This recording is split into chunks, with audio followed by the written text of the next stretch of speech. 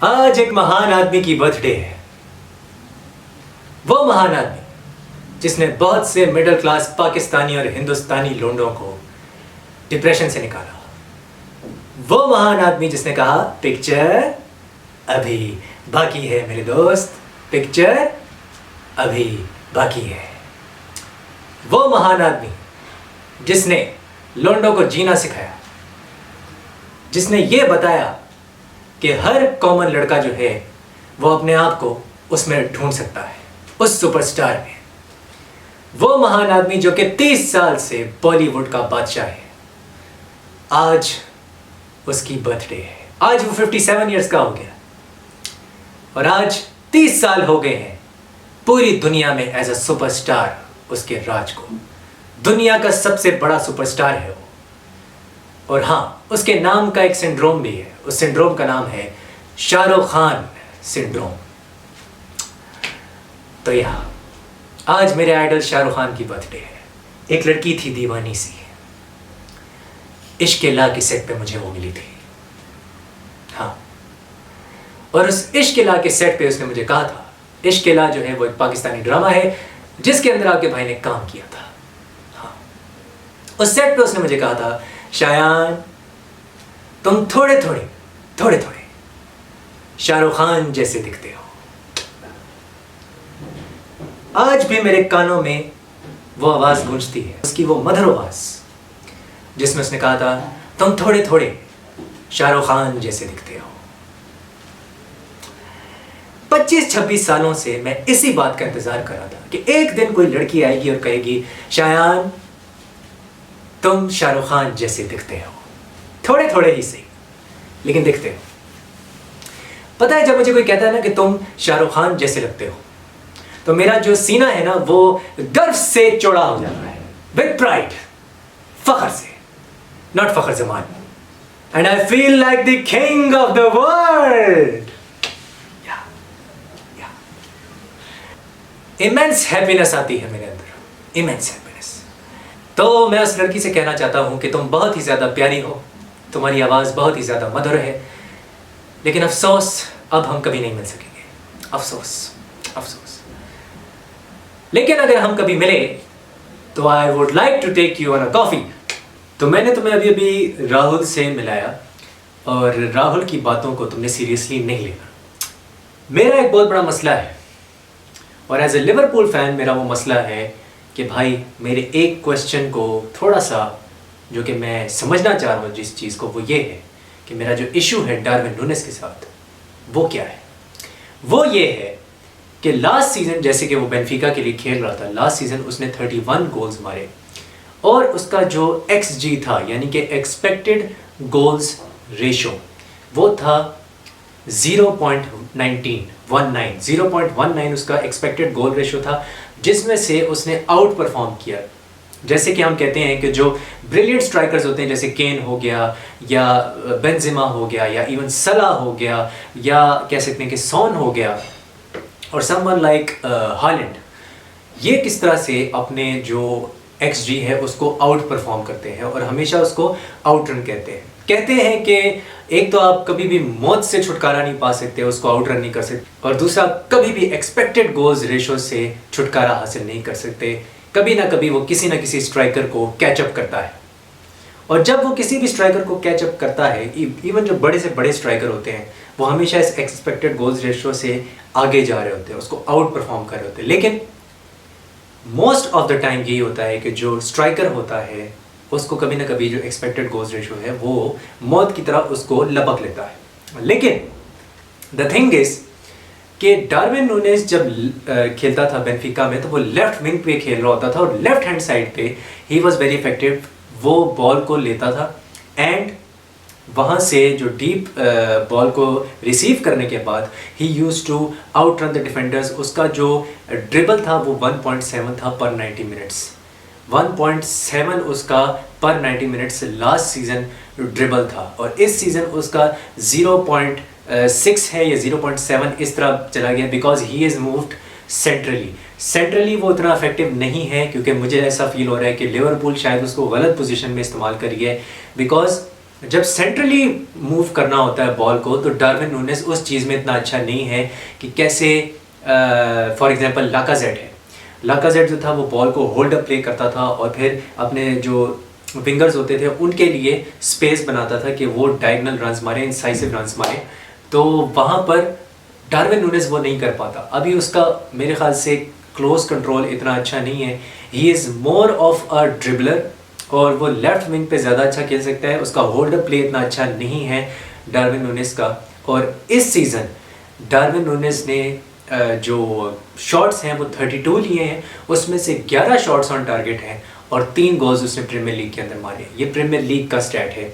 Obviously he is performing well in the champions league. वो मैं जानता हूँ कि वहाँ पर वो आउट परफॉर्म कर रहा है अपने XG को। टोटल उसके 7 गोल्स हो चुके हैं। बट द थिंग इज़ कि जो लिवरपूल का बिल्डअप प्ले है उसको डार्विन नूनेस स्लो करता है, क्योंकि लिवरपूल उसको गलत पोजीशन में और गलत रोल में, जो उसका रोल डिफाइन किया हुआ है वो गलत है। Because he is more effective on the left hand side than he is effective on the central position as a striker या एज अ क्या लो कि out and out striker. Darwin Nunez out and out striker कभी भी नहीं था। Benfica में भी लेफ्ट विंग से उसकी स्टार्टिंग पोजीशन स्टार्ट होती थी और लेफ्ट विंग से वो फिर सेंट्रली ड्रिफ्ट करता था। समवन लाइक समथिंग लाइक माने टाइप की उसकी वो थी, मूवमेंट थी। और माने का क्लोज कंट्रोल बहुत बेहतर था और वो बॉल को बहुत बेहतर तरीके से यूज़ करता था सेंट्रल पोजीशंस के अंदर। मुझे ऐसा फील होता है कि अगर हम डार्विन नूनेस को इसी तरह खिलाएंगे, लिवरपूल का जो एक्सपेक्टेड गोल्स हैं वो कम होते जाएंगे। अगर आप नॉटिंघम फॉरेस्ट की गेम उठा लो तो उसमें भी लिवरपूल का जो कहना चाहिए कि गोल रेशो था वो 1.6 था, जबकि नॉटिंघम का उससे ज़्यादा था और 1.68 to be precise. 1.71 expected goals ratio था लिवरपूल का लीड्स के खिलाफ एनफील्ड पे, और एनफील्ड पे ही लीड्स का कितना था 1.77। उन्होंने जस्ट उसको पिप कर दिया और उससे लीड उसमें उन्होंने ली है। तो I think expected goals ratio जो है वो आपको बताता है कि एक टीम जो है वो एक डिफेंस के ऊपर कितनी ज़्यादा हावी और कितने ज़्यादा ओपन चांसेस बना रही है और कितना डिफेंस को खोल रही है और कितना उन बिग चांसेस से गोल्स का ख़तरा है। बट द थिंग इज़ कि अब मेरे ख्याल से लिवरपूल को इस बात को समझना चाहिए कि जो 4-4-2 खिला रहे हैं या 4-3-1-2 खिला रहे हैं, बाज़ दफ़ा जो लिवरपूल ख़ास तौर पे पिछले 3 मैचेस में खेल रही है, वो एक बहुत ही ज़्यादा नैरो किस्म की फॉर्मेशन है और उससे लिवरपूल को नुकसान आने वाले वक्तों में हो सकता है। उसकी वजह ये है कि अगर आप लीड्स की गेम उठा के देख लो, उसमें क्रिश्चियनसन राइट विंग के ऊपर आप ये ग्राफिक देख सकते हो, ये जो ग्रीन जोन है इसके अंदर, वहाँ पे क्रिश्चियनसन ने टोटली डिसमेंटल किया जो राइट फ्लैंक थी जो जिससे लीड्स अटैक कर रही थी।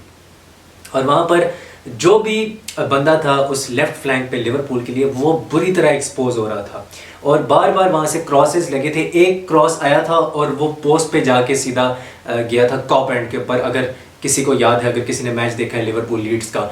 एंड वो बॉल को वाइड मूव करते थे बिकॉज हम उनको वाइड बहुत ज़्यादा स्पेसेस दे रहे थे। इतनी स्पेस मेरी एक्स ने कभी मुझे नहीं दिया जितना लिवरपूल लीड्स को दे रही थी उस वाइड फ्लैंक में जो स्पेस थी। And they were just crossing the ball for fun. And वहाँ पे ना वैन डाइक डील कर पा रहा था उस दिन, ना गोमेज डील कर पा रहा था। They had an abysmal show Leeds के खिलाफ। और प्रीमियर लीग में हमारी यही स्टोरी है, we are not doing good enough to कि हम बॉल को प्रोटेक्ट कर सकें क्रॉसेस का जहाँ तक ताल्लुक है। हाँ, नेपोली के अगेंस्ट अच्छी परफॉर्मेंस थी, Konate had a great game, van Dijk had a very good game, but premier league में we are not defending the way we are defending in the champions league. It's a different ball game and it's a different story.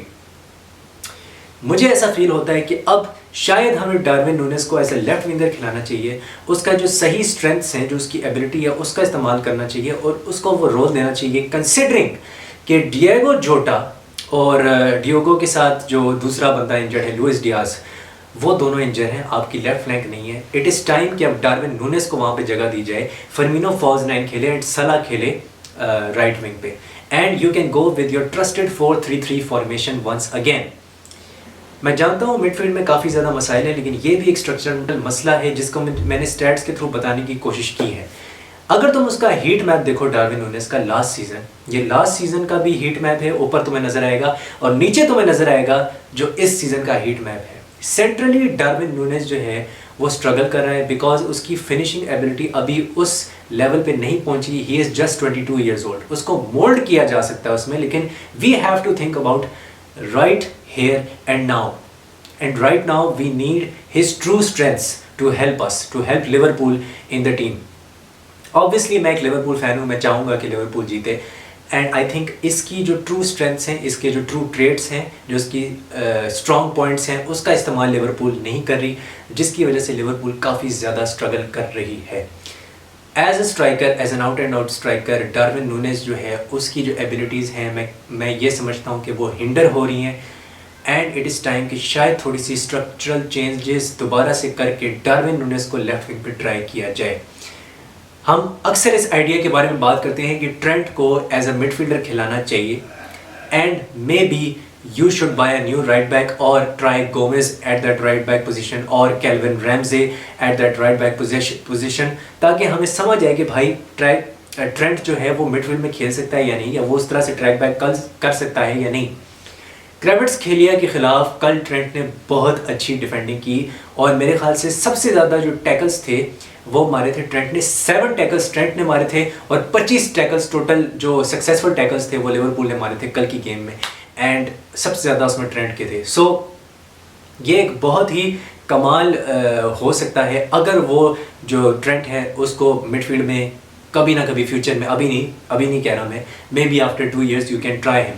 And मुझे लगता है कि अभी right now Liverpool का जो structure है उसको वापस 4-3-3 पे लाने की ज़रूरत है और डार्विन नूनेज को लेफ्ट विंग पे मेरे ख्याल से खिलाना चाहिए, या 4-2-3-1 में खिलाएं या 4-3-3 में खिलाएं। I think this is the right position for Darwin Nunez, क्योंकि अभी ना जोटा है, मैं सिचुएशन की बात कर रहा हूँ, कंसिडरिंग द सिचुएशन, अभी ना जोटा है ना ही लुइस डियाज है। तो ये मेरा जो था आज का एनालिसिस था। मैं बहुत खुश हूँ कि लिवरपूल ने एक अच्छा कमबैक किया और चैंपियंस लीग में नेपोली के खिलाफ एक अच्छी विक्ट्री हासिल की। लेकिन स्पर्स के खिलाफ क्या होगा? क्या डार्विन नूनेज क्रंच मोमेंट्स में लिवरपूल को निकाल पाएगा, मुश्किल वक्त में से लिवरपूल को निकाल पाएगा? मेरा सवाल ये है, जैसे साडियो माने एक ज़माने में निकाला करता था। मुझे लगता है कि सेंट्रल पोजीशन में he is not as effective as he is effective on that left inside forward वाला जो चैनल होता है या लेफ्ट विंग पे, तो वहाँ उसको ट्राई करना चाहिए। आज की वीडियो यहीं तक थी। मैं आपसे मिलता हूँ अगली वीडियो में, और या वीडियो को लाइक, शेयर और सब्सक्राइब ज़रूर करना। हस्तला विस्ता।